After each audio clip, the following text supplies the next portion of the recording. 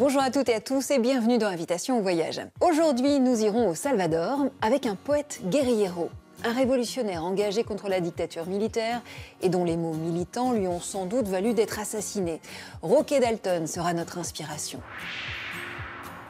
Un immeuble en forme de grand paquebot, des tours jumelles de près de 100 mètres de haut. C'est à Rennes que nous ferons ensuite escale. Rennes qui, grâce à George Mayol, est devenu, après la Seconde Guerre mondiale, un laboratoire architectural à ciel ouvert. Au Sri Lanka, on peut compter sur plus petit que soi pour partir à la pêche. Notre recette du jour viendra de la mer. Dans Papille, le curry de maquereau n'aura plus aucun secret pour vous. Enfin, au château de Dublin, on reviendra sur une histoire d'agent double. Une histoire inattendue où des espions au service secret de Sa Majesté se sont retrouvés eux-mêmes espionnés par des Irlandais. Allez, la devinette pour commencer. Elle a un petit goût du Texas aujourd'hui. En 1960, à l'entrée de certains restaurants texans, on peut encore lire « Interdit aux Noirs, aux chiens et aux Mexicains ». Les Latinos qui vivent dans cet État s'engagent donc très largement en faveur du démocrate Kennedy lors de l'élection présidentielle. Mais une fois élus, les démocrates tardent à mettre en place la lutte contre la ségrégation. La communauté hispanique va donc réagir et elle va le faire de manière particulièrement insolite. Comment, à votre avis ? Je vous laisse un petit peu patienter pour la réponse. Pour l'instant, je vous emmène au Salvador avec un homme dont la vie pourrait être un roman. Il a été soupçonné d'espionnage pour le compte de la CIA et de Cuba. Il a été assassiné par son propre camp. La poésie de Roque Dalton, c'est notre inspiration.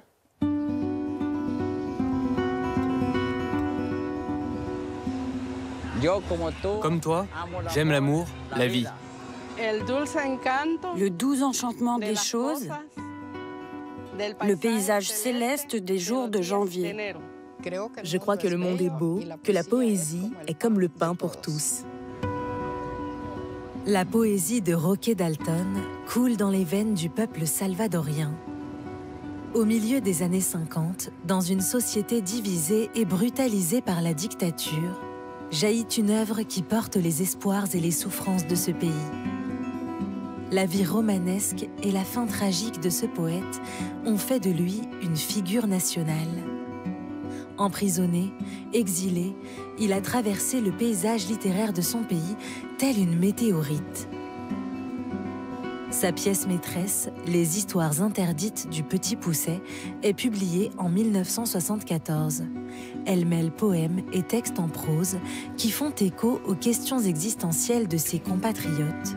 Comment vivre ensemble et comment exister quand on est le plus petit pays d'Amérique centrale. Toute ma génération admirait sans aucun doute la poésie de Roque Dalton. Nous la trouvions très sophistiquée. Elle incarnait les nouvelles valeurs que nous recherchions.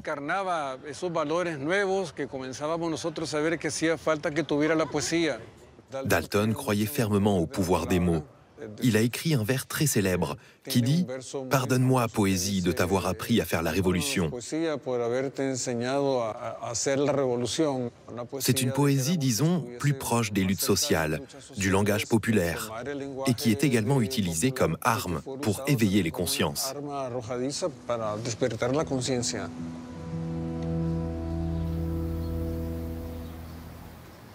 La légende du poète se construit dans la capitale, San Salvador.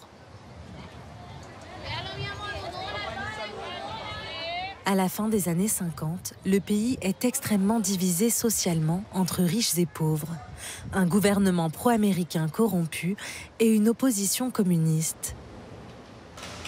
Il est prêt à s'embraser dans le sillage de la révolution de Cuba.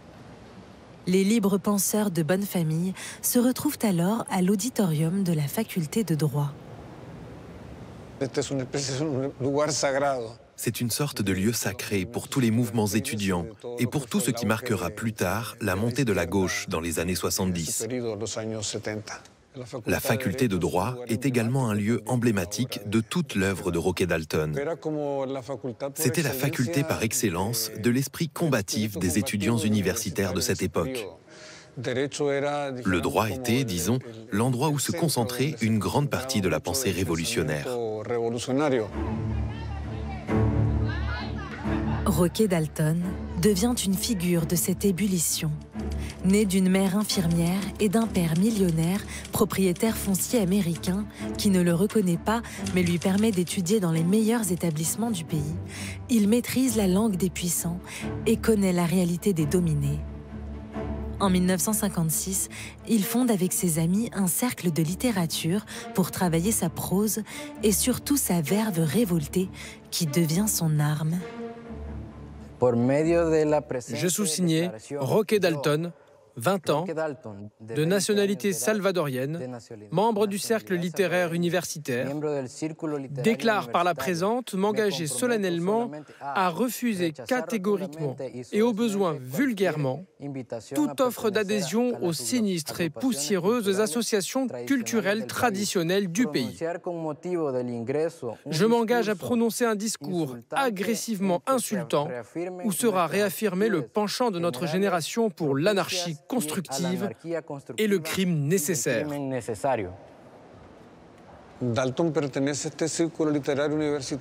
Dalton appartient à ce cercle intellectuel qui est composé de poètes très inspirants et qui se réunissent autour de leurs publications universitaires.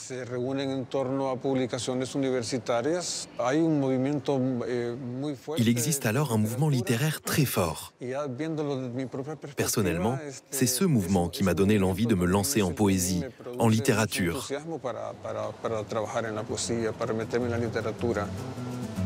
Le Salvador sera un magnifique et sans exagérer pays sérieux quand la classe ouvrière et la paysannerie guériront ce caoutchouc historique.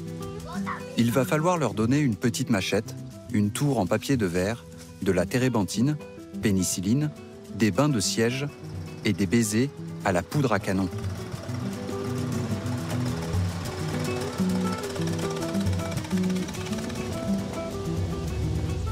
Dans un pays en proie à d'incessants soubresauts, la vie de Dalton bascule en 1959. À 24 ans, il est emprisonné, puis condamné à mort pour sa participation aux émeutes étudiantes contre le président qui vient de supprimer tous les partis politiques. Sauvé in extremis par un coup d'État survenu la veille de la date de son exécution, il est de nouveau condamné à mort quelques mois plus tard, mais s'échappe à la faveur d'un tremblement de terre qui fait s'effondrer les murs de sa geôle. En 1961, 2 ans après son arrestation, il revient clandestinement chez lui, dans le quartier résidentiel de San Miguelito, à quelques pas du centre-ville historique.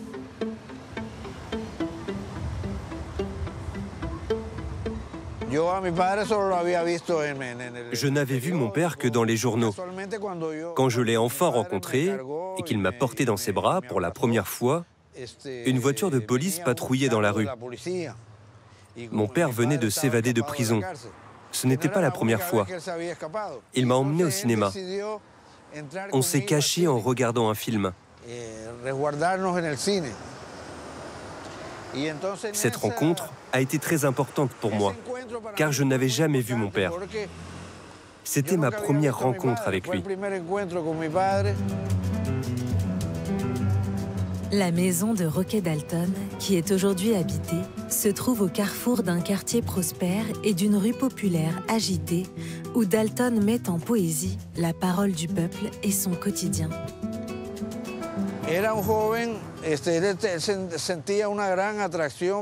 Mon père était un jeune homme qui était sensible aux films de Jean-Luc Godard, à la poésie d'André Breton, aux surréalistes, à l'avant-garde française.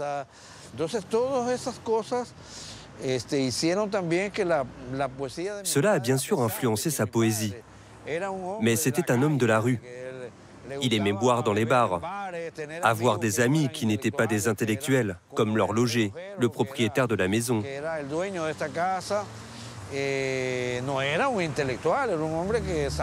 C'était un homme purement salvadorien, qui aimait l'alcool et les femmes. Dalton était un grand fan de toutes ces choses, de la rue elle-même.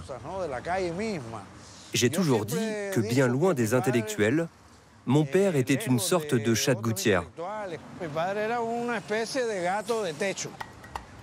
Sa technique favorite, la bomba, sorte de joute verbale poétique, courte et cinglante. Tu es comme une carte maîtresse. Tout le monde veut t'avoir.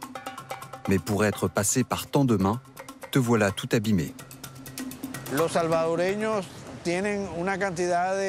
Les Salvadoriens ont beaucoup d'adages, de dictons. On les appelle les bombas. Ce sont, disons, des paroles très populaires, du genre « Ces deux-là qu'on voit danser ont les guiboles bien maigrichonnes. » Quand leur mère a accouché, les mollets n'étaient point à la mode. Les bombas découlent de sujets populaires. Et mon père, comme il était également très proche du peuple, écoutait ce que les gens disaient, ce dont parlaient les gens du quartier, ce qui se disait au marché. Tout cela agrémentait son travail créatif.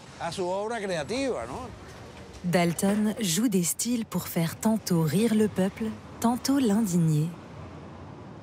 Considéré comme une menace par la police, il est contraint à l'exil en 1961. Depuis l'étranger, Roque Dalton réalise à quel point son pays est petit, insignifiant et inconnu du monde. Cette douloureuse prise de conscience donne naissance à Taberna y otros lugares en 1969, un recueil de poésie et de textes en prose où il crie sa difficulté à être salvadorien.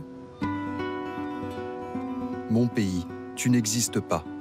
Tu n'es qu'une mauvaise silhouette mal dessinée. Avant, je croyais que tu étais juste tout petit, que tu n'as jamais réussi à avoir un sud ou un nord. Mais maintenant, je sais que tu n'existes pas, et il me semble que personne n'a besoin de toi. Ce livre gagne dès sa sortie le plus grand trophée littéraire d'Amérique latine, le prix Casa de las Américas, qui consacre l'auteur comme une figure forte de la contestation salvadorienne. De toutes les éruptions poétiques de Roque Dalton, la plus puissante paraît en 1974, un an avant sa mort, sur ce champ de lave. Il s'agit des histoires interdites du Petit Pousset. C'est le surnom du Salvador, qualifié de plus petit pays d'Amérique centrale. Pour sa publication, après 13 années d'exil à travers le monde, Dalton entend revenir dans sa patrie. Je me souviens parfaitement de la parution et de la diffusion de ce livre. Il a commencé à circuler au Salvador et c'était très impressionnant parce que c'était comme l'annonce du retour de Dalton. Et à ce moment-là, quelqu'un m'a dit qu'il savait par son dentiste que Dalton était rentré. Son dentiste venait de soigner le poète. C'est comme ça que l'on a tous compris qu'il était revenu. Dalton est revenu. Dans les histoires interdites du Petit Pousset, Dalton livre une critique renouvelée du système politique en place, entrecoupée de bombasses puissantes.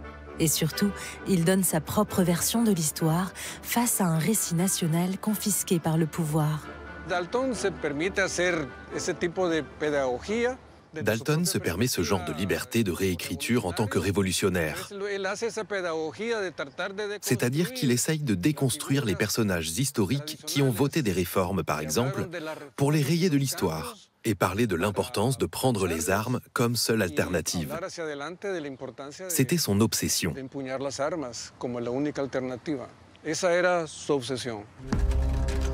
Poésie, pardonne-moi de t'aider à comprendre que tu n'es pas faite que de mots.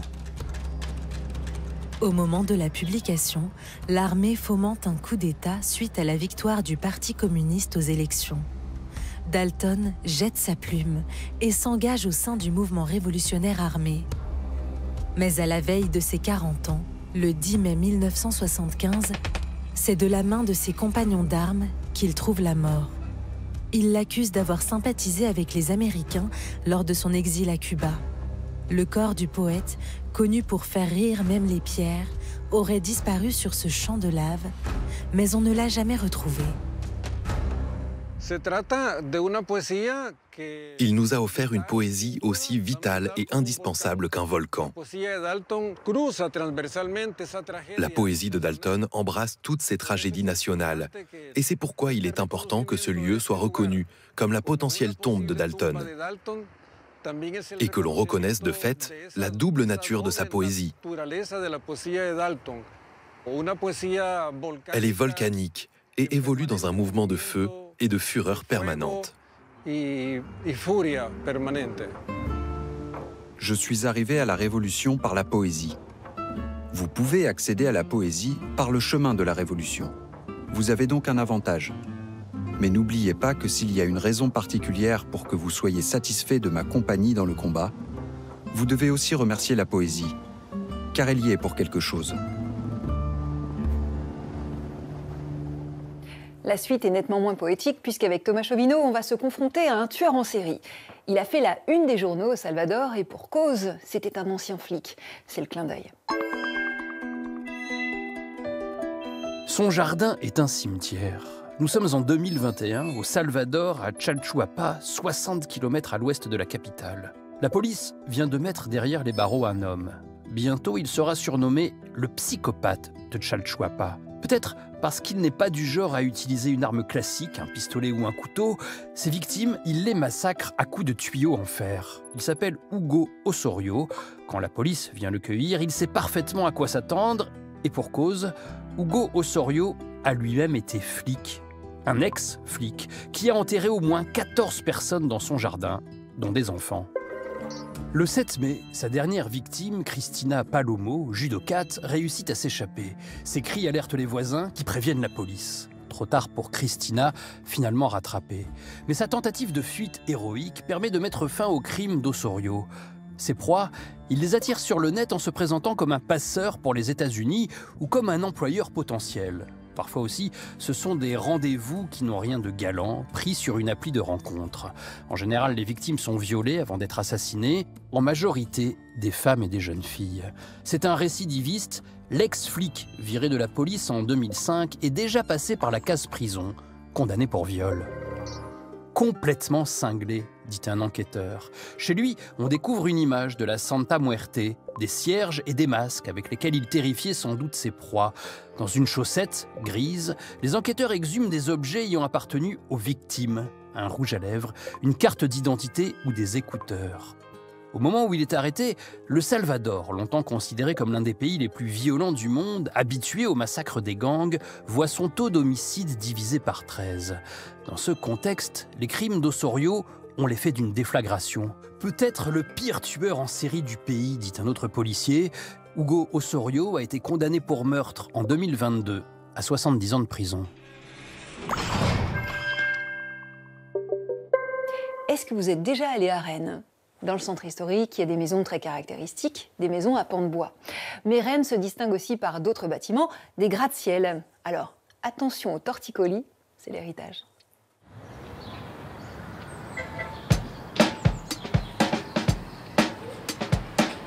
Levez les yeux. En direction du ciel, où nuages et soleil se croisent sans cesse.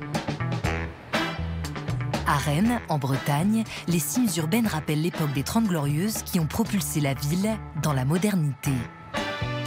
À cette époque, la capitale régionale, alors à l'écart de la marche du siècle, retrouve foi dans l'avenir et le progrès. Avec un tiers de son parc de logements détruit au cours de la Seconde Guerre mondiale, gangrénée par la vétusté et pressée par une croissance démographique constante, la ville bretonne doit se réinventer. Une population dont 35% environ a aujourd'hui moins de 30 ans. La tâche était lourde et rude, les problèmes étaient nombreux. Il leur fallait des solutions, les Rennais les ont trouvées. En ont du moins trouvé un certain nombre, avec bien entendu l'efficace participation des pouvoirs publics, sans lesquels rien n'était possible. Plus de 24 000 logements ont été construits.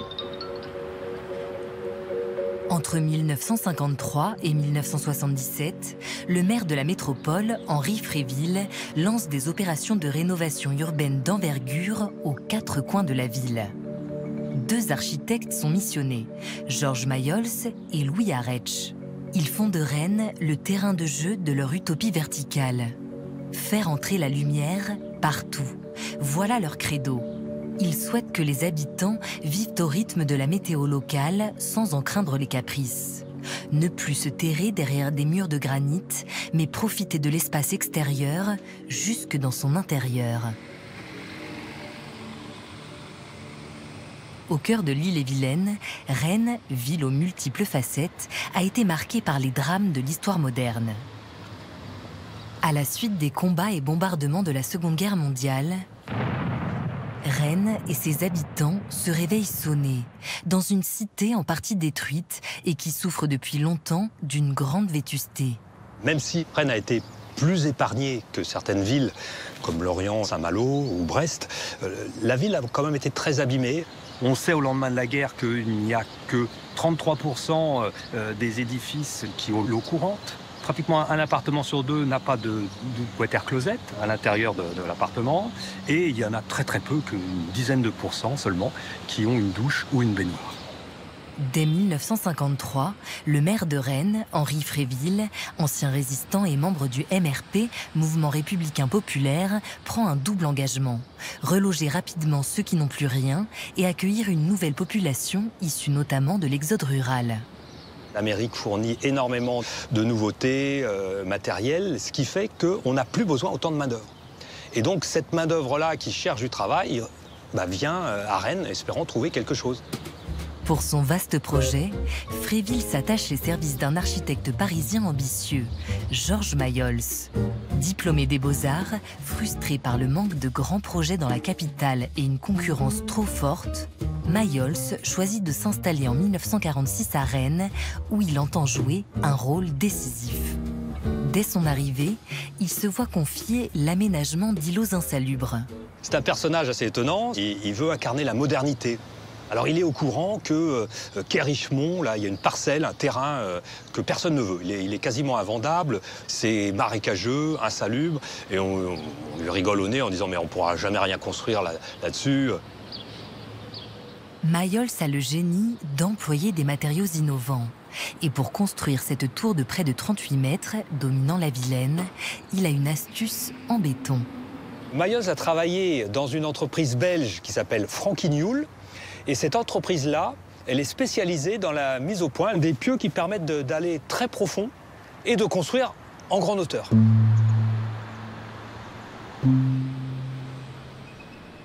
Au pied de sa tour solidement arrimée, Mayols conçoit un jardin arboré avec un bassin à double fonction. Offrir un espace de loisirs aux habitants et éclairer naturellement le parking. Une forme d'éco-responsabilité avant l'heure. Privilégier la lumière et les ouvertures. Mayols s'inscrit en cela dans le mouvement moderne dont Le Corbusier en France est un des pionniers. Cet appartement est à l'est, mais il y a en fait une vue à l'ouest avec un apport de soleil en fin de journée. Et donc ça, c'est assez notable, parce que c'est assez rare d'avoir 4 expositions dans un même appartement. L'autre élément qui rejoint un peu les éléments classiques du mouvement moderne, c'est le plan libre en fait, puisque donc il y a un système de poteaux-poutres qui permet d'aménager ou de réaménager le plan un peu comme on le souhaite. Il y a également en façade nord ce qu'on appelle des fenêtres en bandeau, donc très horizontales, où là Mayols a rassemblé en fait toutes les pièces humides qui bénéficient d'un éclairage naturel, d'une ventilation naturelle. Mayols n'est pas un architecte dogmatique, en fait. Donc il a exploré des voies différentes. Après les classes modestes et moyennes, Fréville et Mayols veulent séduire les cadres et nouveaux bourgeois qui veulent profiter de la mutation de la ville. En 1968, Georges Mayols conçoit la Barre Saint-Just. Paquebot sur une mer de macadam en centre-ville. La commande va être passée à Georges Mayols d'imaginer quelque chose qui soit plus novateur, qui soit aussi plus marquant, mais qui va retenir aussi l'attention des habitants. Mayols a imaginé une forme pyramidale qui n'est pas sans rappeler finalement d'autres grands projets urbains qu'on peut voir en France à l'époque. Si on pense pyramide, on pense à la Grande Motte par exemple dans le sud de la France. La révolution économique et urbaine s'accélère. Une usine Citroën vient de s'implanter à Rennes, inaugurée par De Gaulle, président de la République. Elle est un symbole de la décentralisation industrielle des années 1960. L'idée, c'est aussi de valoriser cet ensemble urbain. On a cette ambition de dire qu'on construit l'architecture du XXIe siècle. Et donc, le XXIe siècle, déjà, il est pensé comme un siècle qui sera ouvert sur l'extérieur et sur la nature. D'où cette silhouette de paquebot qui, quelque part, invite au voyage aussi d'une certaine manière. Dans cette perspective d'ouverture, certains des 117 appartements possèdent une large terrasse, jardin suspendu sur la ville. Et là encore, Mayol ne cède rien à la pure esthétique. Les crosses aériennes des terrasses sont aussi des brises-soleil et abritent des conduits d'aération. Alors que le paquebot de la Barre Saint-Just commence son voyage, de l'autre côté du centre-ville, l'ouvrage marquant de Mayol en Bretagne émerge. Autre changement majeur, dès la fin des années 60, Rennes devient une importante métropole estudiantine, avec près de 20 000 étudiants sur 200 000 habitants. Pour répondre à cette affluence, Mayol s'inspire de Chicago, des buildings de Marina City de Bertrand Goldberg. La double tour des Horizons, avec ses 100 mètres de haut et ses 482 pièces, est le premier immeuble d'habitation de grande hauteur en France. Georges Mayol destine ses appartements de petite superficie aux étudiants et aux jeunes couples. Mais pour réaliser l'ensemble de ce projet, il faut détruire tout un quartier. C'est une table rase de fait qui a permis de faire évoluer la ville de façon différente, d'avoir des grandes voies qui pénètrent dans la ville pour faire la place à la voiture, pour la vitesse, avoir une vision plus égalitaire des logements. Et puis avoir des séparations entre les usages, de dire voilà, là on habite, là on travaille, là on circule.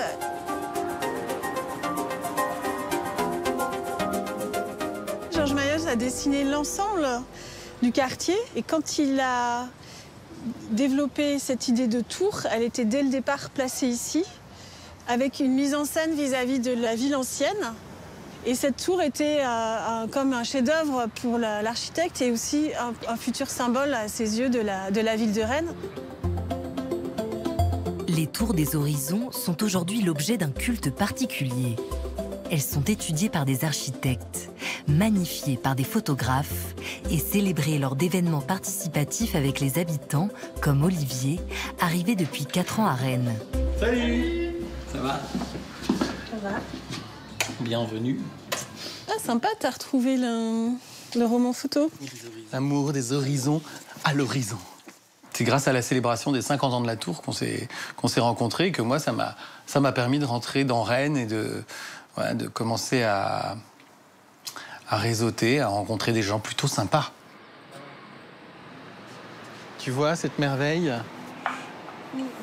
Et c'est un vrai privilège d'habiter ici parce que d'une part, c'est très central et deuxièmement, on a un très bel espace puisque les appartements sont disposés comme ça en V, donc on a toujours une vision très large sur la ville et donc sur le monde. Après avoir fui son pays, le romancier Milan Kundera habite au dernier étage de cet immeuble. Il évoque dans Le livre du rire et de l'oubli ce sentiment d'horizon infini. Quand le soleil m'a réveillé, j'ai compris que ces grandes fenêtres donnaient à l'est, du côté de Prague. Donc je les regarde à présent du haut de mon belvédère, mais c'est trop loin. Heureusement, j'ai dans l'œil une larme qui, semblable à la lentille d'un télescope, me rend plus proche leur visage.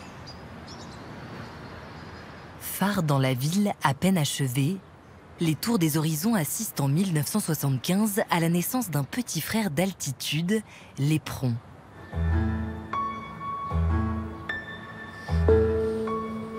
Dans une métropole où la voiture est devenue reine, le maire, Henri Fréville, demande à un autre architecte d'inventer un nouveau centre-ville, le Colombier.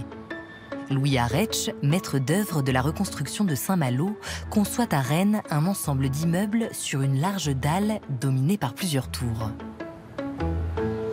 La caractéristique voulue par M. Arech, qui est l'architecte en chef, ça a été essentiellement de faire en sorte que les hommes s'y trouvent vraiment des hommes, ne soient pas troublés par la mécanique. Par conséquent, au-dessus, les hommes se mourront comme ils l'entendront, et la mécanique, c'est-à-dire la voiture, sera en dessous.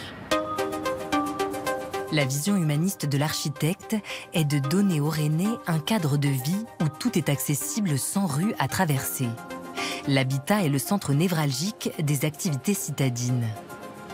Alors depuis que j'y habite, ça fait 5 ans, je m'y sens bien d'abord parce que j'ai tout à proximité de chez moi, quoi. Des commerces, le métro, un cinéma. Donc c'est un endroit que j'aime beaucoup aujourd'hui. Au départ, il y a un projet de 3 tours de 30 étages et tout autour, des petites places où les gens auraient pu se retrouver. Mais le projet d'Aretsch arrive dans un contexte défavorable. Au début des années 1970, les habitats de grande hauteur n'ont plus la faveur des politiques. Certains sont franchement hostiles à ce qu'ils considèrent comme des verrues urbaines. Parmi les habitants aussi, des voix s'élèvent qui aspirent à un urbanisme moins radical. L'architecte doit renoncer à 2 tours sur les 3 prévus initialement.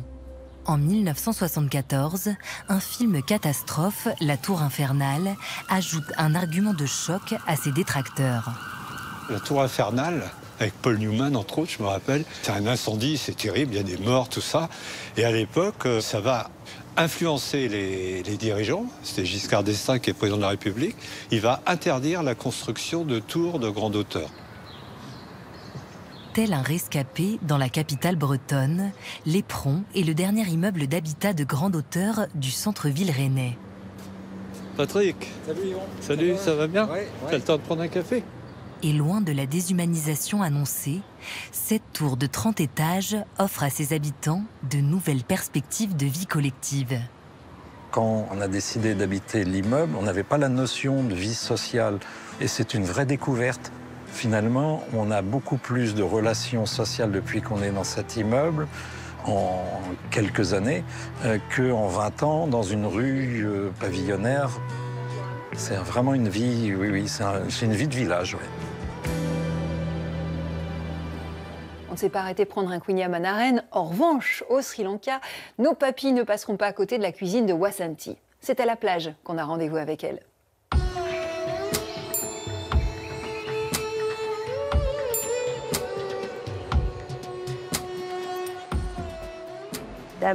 Nous sommes ici à Korala Vela, au Sri Lanka. On a l'habitude de s'aventurer en mer. C'est comme ça que nous vivons et que nous nous nourrissons. Allez, on y va. Allez-y, les gars.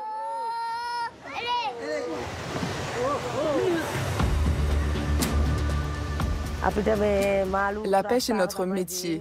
C'est notre trésor.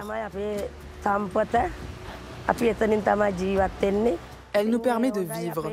Notre vie est étroitement liée à la mer.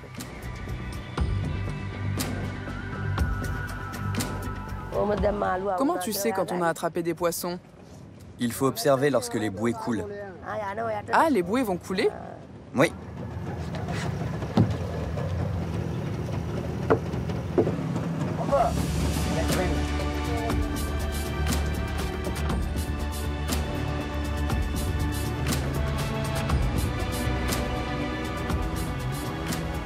La mer était un peu trop agitée aujourd'hui pour faire une bonne pêche. Quelqu'un d'autre a remonté un filet de pêche sur la plage. Alors nous allons trouver un poisson là-bas. C'est ce poisson que nous allons cuisiner aujourd'hui. C'est du maquereau blanc. C'est savoureux quand c'est cuisiné avec beaucoup d'épices. Rentrons à la maison.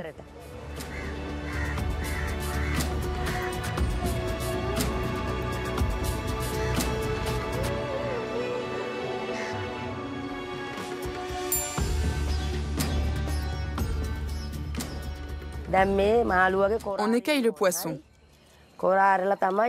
Une fois que c'est fait, on coupe la queue et on le coupe en morceaux.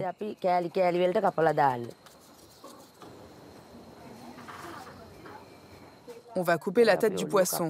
Elle est également savoureuse. C'est comme ça qu'on enlève l'arête.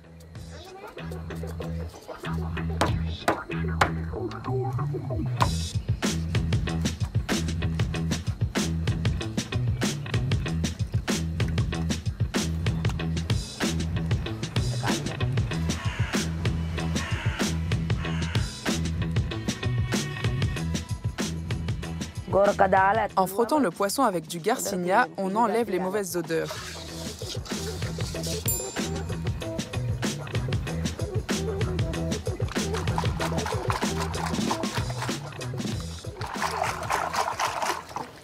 On ajoute du poivre, du piment en poudre,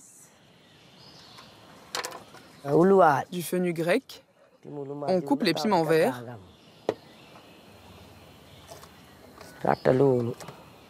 Un gros oignon. Et des feuilles de curry.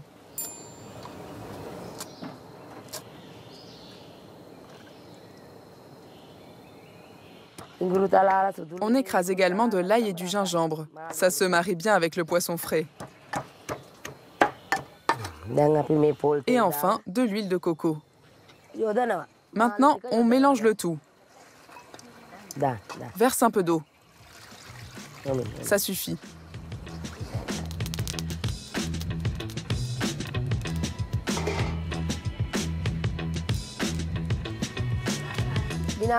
Voilà, il faut compter environ 20 minutes.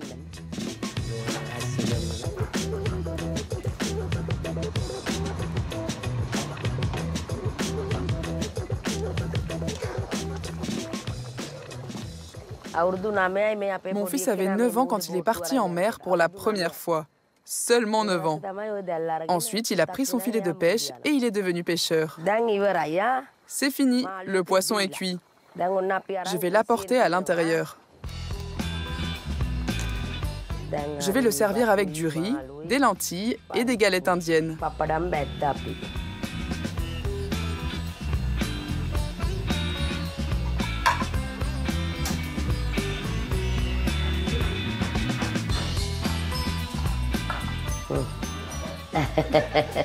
Le curry de maman est délicieux.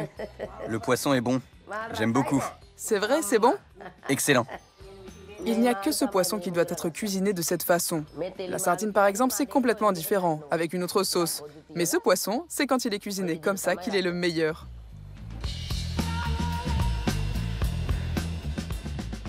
Vous connaissez la chanson Sunday Bloody Sunday de U2, qui fait référence au dimanche sanglant de 72 en Irlande du Nord. Mais un Bloody Sunday, il y en a eu un autre, bien avant, à Dublin. C'est l'histoire inattendue. Longtemps, les Dublinois tremblaient à la vue de sa tour crénelée. Pendant des siècles, le château de Dublin a abrité l'occupant britannique. Symbole d'oppression, il est devenu un nid d'espions pendant la guerre d'indépendance irlandaise.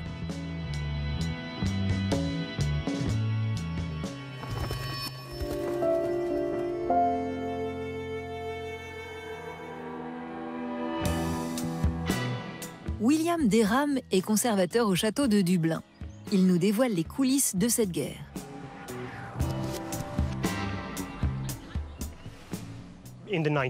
Depuis le soulèvement de Pâques en 1916, le pays est plongé dans une spirale d'événements politiques et de violences qui finissent par aboutir au déclenchement d'une guerre d'indépendance entre la Grande-Bretagne et l'Irlande en janvier 1919.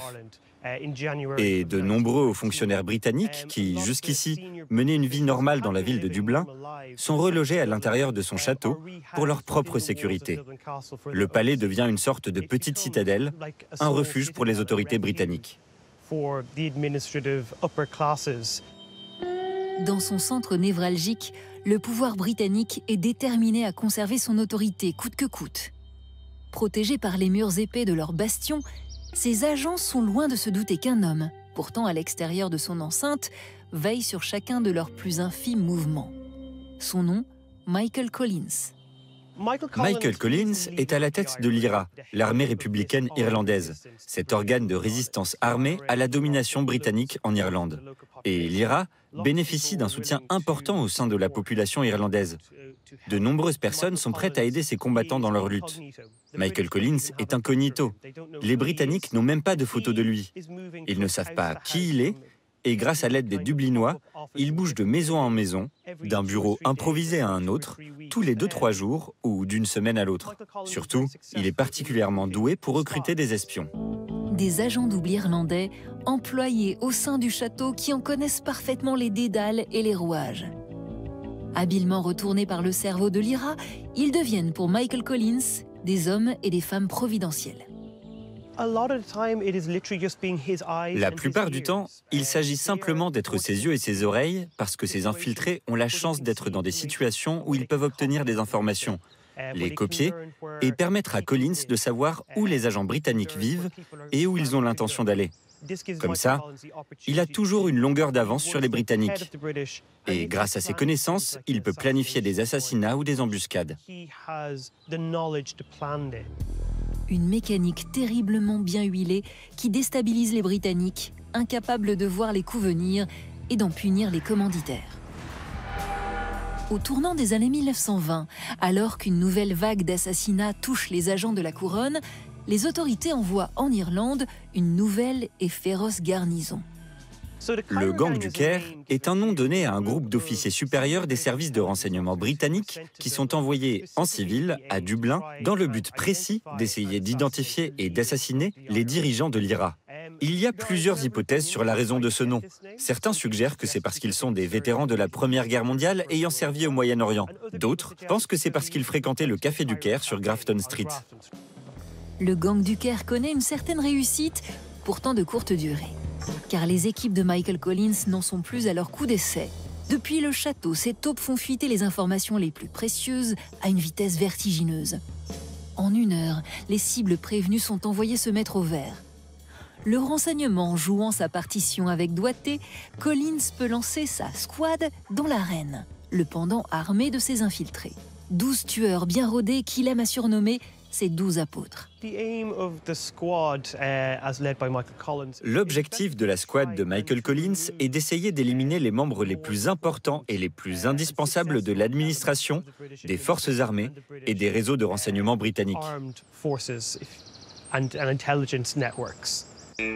La squad contre le gang, le combat promet d'être sanglant.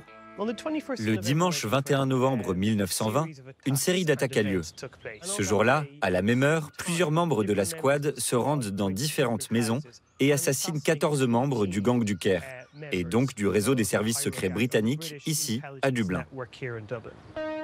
Le gang du Caire est décimé. Les Britanniques acculés. Jamais l'IRA n'avait frappé de manière si spectaculaire. À la stupeur succède la colère et avec elle, la vengeance. Plus tard dans l'après-midi, les forces britanniques pénètrent dans Croke Park, le grand stade où se déroulent les matchs de sport gaélique à Dublin. Elles ont ouvert le feu sans distinction sur la foule des supporters venus assister à un match de football gaélique. Ce jour-là, ils ont tué 14 personnes, pour la plupart innocentes. Le soir même, 2 membres de l'IRA et 1 innocent sont exécutés au château. Ces événements sont collectivement connus sous le nom de Bloody Sunday. Et comme son nom le suggère, cette journée est restée dans les mémoires comme un des épisodes les plus sanglants de la guerre d'indépendance irlandaise. Si le but premier de l'IRA n'était pas d'instaurer une forme de terreur chez les Britanniques, ça a définitivement eu cet effet. Ils ont compris que l'IRA était incroyablement bien organisé et en savait beaucoup sur eux et leur fonctionnement. Les Britanniques se réfugient au château sans se douter que c'est là où ils se pensent en sécurité qu'ils sont les plus vulnérables. Derrière ces murs épais, ce sont eux qui sont observés par leurs employés déloyaux. Désormais, la peur a changé de camp. L'armée des ombres irlandaises est en marche, prête à faire basculer le destin de l'Irlande vers l'indépendance. Elle a lieu seulement 1 année plus tard, en 1922. Retour à la devinette. Tout à l'heure, je vous demandais de quelle manière insolite les Latinos du Texas avaient rappelé à JFK d'agir contre la ségrégation. Eh bien, ils lui ont envoyé un drôle de cadeau, puisqu'ils lui ont envoyé un plat typique de leur gastronomie, un tamal, en version XXL. Le tamal, c'est une papillote de feuilles de maïs fourrée d'une pâte à la viande. L'année suivant l'élection de Kennedy, largement soutenue par la communauté hispanique, un habitant de San Antonio, Roberto Gomez, décide de lui faire une piqûre de rappel. Le démocrate a en effet promis de lutter contre la ségrégation des Latinos, mais rien n'a encore bougé. Roberto Gomez fait donc envoyer à la Maison-Blanche un tamal géant d'environ 18 kilos pour rappeler à JFK qu'il a remporté le Texas grâce au vote des Hispaniques. L'histoire ne dit pas si Kennedy a apprécié le cadeau. Ce qu'on sait en revanche, c'est qu'il faudra attendre 2 ans encore après ce tamal pour qu'il initie une loi contre la ségrégation raciale. Et cette loi sera adoptée par le Congrès en 1964, après la mort de JFK. Peace, Palt.